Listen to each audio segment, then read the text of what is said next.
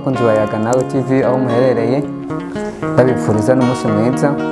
Bagarutse muri cyaganiro cy'akaranga kiryoshe kivuga tubwira iby'imigani. Rero nko musanzwe mubizi tubanga ku bwanyu kugira ngo tuze turabahereza icyo mukunda n'ibyo mutari mumenyereye cyangwa ibyo mutari musanzwe muzi. Nko musanzwe mubizi rero ikiganiro mugishikirijwe na jewe niyo Mwungere Jean.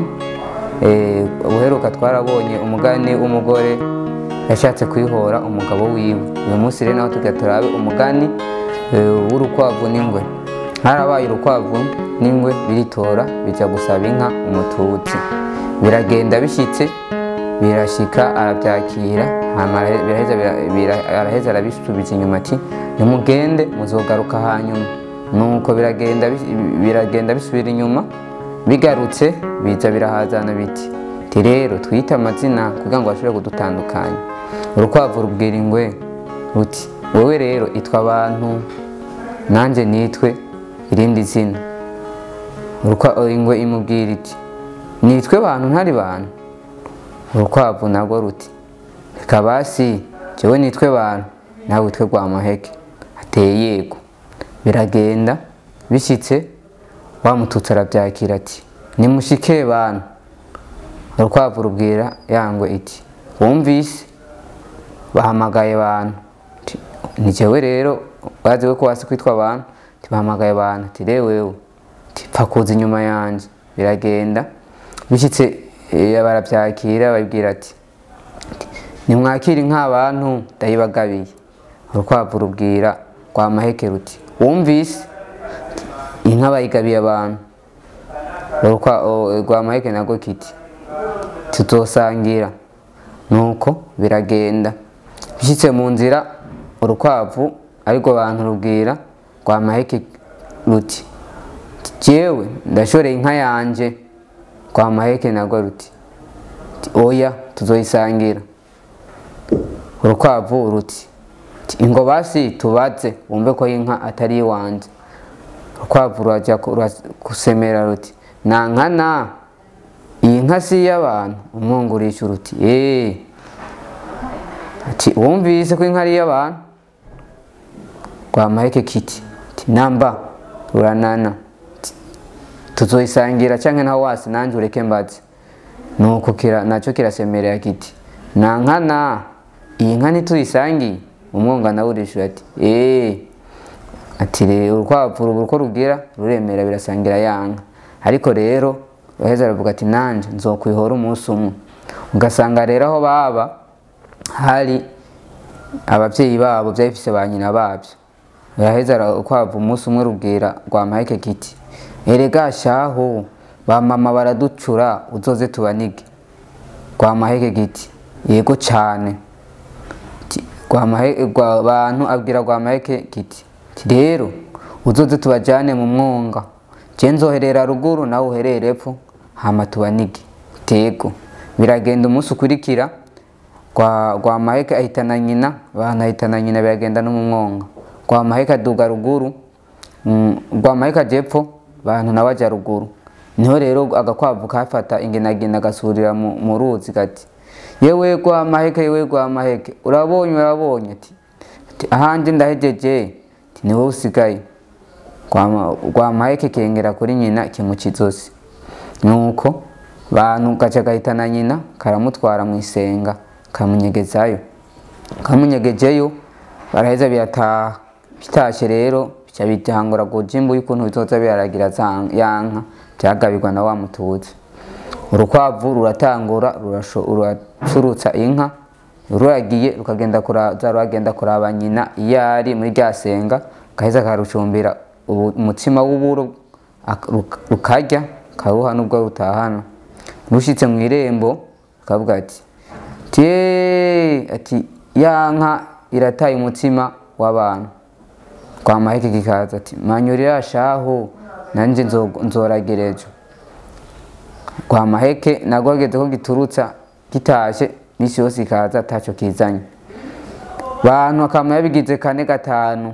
Umunsi ukurikira Rwamaheke kiragenza abantu kuntu bigenda. Kiraba neza kibona abantu agiye mu isenga ry'ibuye hafuriko harafumba kotse. hanyuma abantu barakazimana umutsima, nyina agaha umutsima arongera agaha gatahana. Kwa maheke kiritahira, amagwantu acuye ku mugoroba ahise mwirembo avuga ati yewe Kwa maheke ngurabe yankira ataye umutsima w'abantu. Hanyuma Kwa maheke kikaza kiramubwira ati mashaho na jewe cyo nzoragira.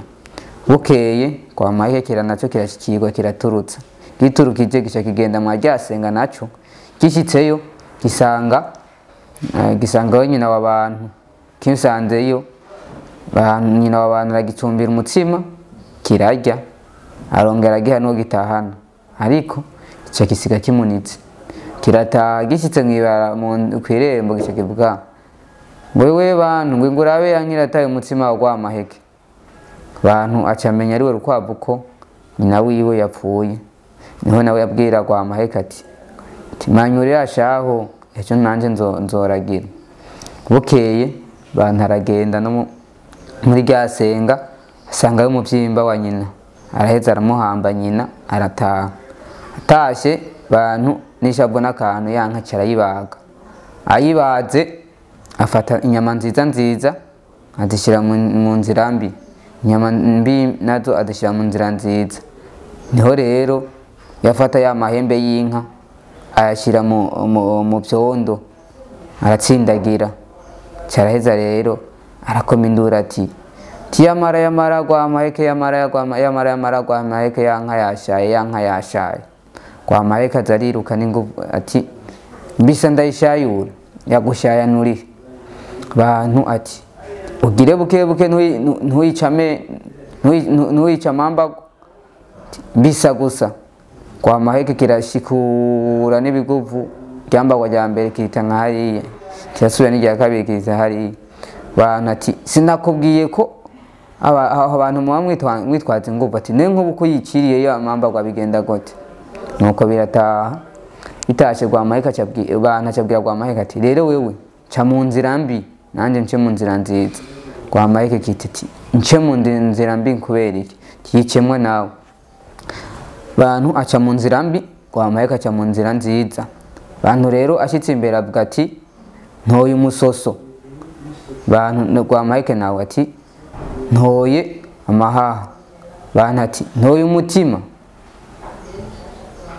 Kwa maheke ati ntoye igitigo. Bantu ati agasubira ati ntoye igikenye. Kwa maheke ati ntoye amara. Nuko birabandanya, bantu agatora inyama nziza abika.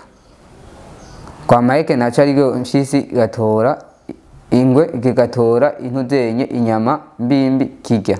Nuko bishitse muhira rero bantu barashikaja ngaho za nyama ziwe barazishira ngaho.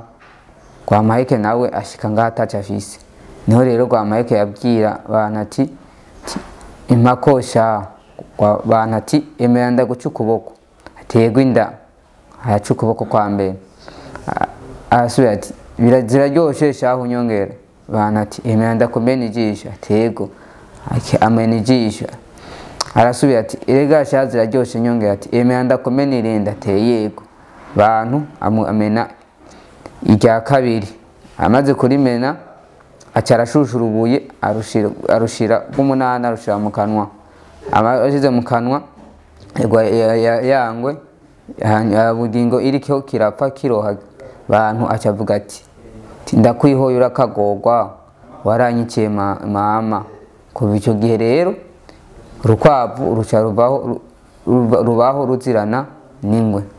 Umugani rero ico twigisha natubwira ko umugani uratwigisha ubwa mbere bwobwo kubana neza n'abandi. Nuko kubana neza rero n'abandi umugani utwigisha ko tutoza tubakorera inabi. Umvise yuko ukuntu vyagenze yuko Urukwavu rwahenze impyisi maze bambe rwahenze ingwe, maze guhenda ingwe muri utwo bumvise ivyavuyemo ko vyavuriyemo yuko ingwe yica nyina wayo, hama bikarangira Urukwavu runyegeje nyina, ariko bikaza guhera kurangira byose na nyina w'Urukwavu yishwe. Rero mu Kirundi baca umugani ngo urukira mukaso rugatwara nyoko. Twumvise yuko Urukwavu nago barusubirije mu ndumane kugwicira nyina. umugani kandi uratwigisha kandi kutajana nyabahururu canke kumenya gushishoza ukuri karaba ko ibyo umuntu byose karakubwira atabubesha ariko arashiramo. Twumvise ko baho bantu bwira ahenda gwa maheke ngo weca mu nzira mbi nanjye nce mu nzira nziza. Rero kenshi na kenshi iyo umuntu ariko agucaguza ari impamvu kenshi aba ari impamvu ashaka gushaka. Twumvise ko inyama nziza abantu yadisize mu nzira mbi, hanyuma gwa maheke nawe bamushiraho inyama mbi areza ahitamo guca mu nzira nziza ngo niho hameze neza. Rero uyu mugani uratwigisha ubwa mbere ko ikintu cyose buba tuko turabazwa cyangwa tuko turakomba gukora twashiramo ubwenge, tuze turagomba kujyana nyabahururu ngo tuze cyangwa ngo tuze turakora ngo icyo twiyumviye byonse tubanza gushyiramo ubwenge tugashishoza tugatahura. Uyu mugani rero uradufasha cyane, uratwigisha ibintu byinshi. Nibaza ko atari no vuga nti abakera bari amazi bavuga ngo si kintu hohera data wanje iyo ngwe iyo yashatse kugira yashatse kwamiza imbere urudaruda canke ikagomba kwama yahenzwe misi yose kandi n'ivyihenze ikajana nyabahururu. Umugani twumvise ko ariho kwa bantu yasutse mwazi ivu ry'inginagina mu ruzi agaca henda kwa maheke ngo ahejeje kwica nyina. Nenkaca niyumvira mbega icerekana ko umuntu yapfuye nyimba ari ibintu wasutse mu ruzi niyo nginagina yo byerekana canke n'amaraso ariko byerekana ko abantu yarahejeje kwica nyina.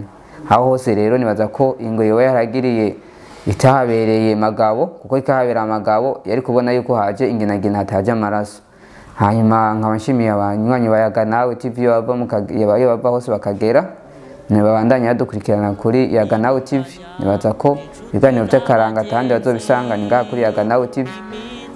Ndabasaba ko rero niwuza ukironka bwa mbere ubwirirwa amahirwe akabironka yo gisangiza abandi, hanyuma mukagira nuko nico mubivuze ko mubibona aho turi gukosore cyangwa aho twobandanya dushimikira kugira ngo tubandanye duteza imbere akaranga ku Burundi mu kamenyesha abakazi no mu kugwiriza ubumenyi abasanzwe bafite ubumenyi budahagije cyane na cyane kubijyanye n'imigani n'ibindi. Murakoze. Hamwe na Yaga